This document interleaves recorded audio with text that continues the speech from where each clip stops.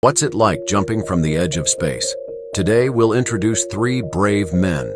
The first is Joseph Kittinger, a U.S. Air Force colonel. Back in the 1960s, during the Cold War, with the U.S. and the Soviet Union engaged in a space race, a program called Excelsior marked the beginning of human space parachuting. On August 16, 1960, with the help of his team, Kittinger donned a spacesuit and ascended to 31,000 meters aboard a helium balloon. He leaped from the balloon, initially deploying a small stabilizing parachute to control his descent. At its fastest, he reached speeds of over 988 kilometers per hour. He opened his landing parachute at 5,500 meters and landed safely, setting a new record for the highest parachute jump.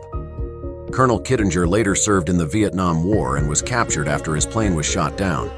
He was repatriated and continued his Air Force career before dedicating himself to hot air ballooning. Fast forward 52 years, Red Bull sponsored the Stratos program. An Austrian skidiver named Felix broke the long-standing record and became the first person to fly at supersonic speeds without an aircraft. On October 14, 2012, Felix ascended to the edge of space aboard a capsule-like contraption that resembled a spacecraft.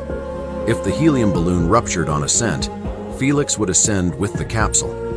Fortunately, he reached the planned altitude of 39,000 meters.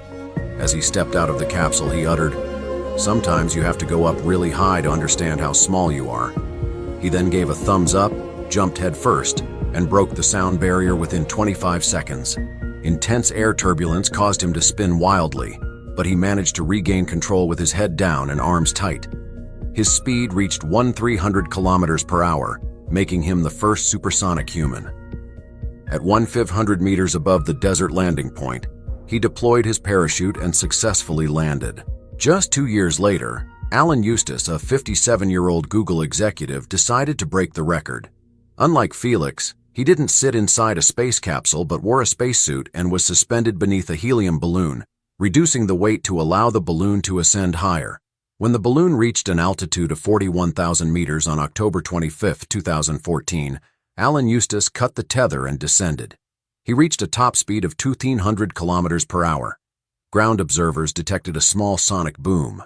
Eustace accomplished this feat quietly and without much public attention, even turning down assistance from Google.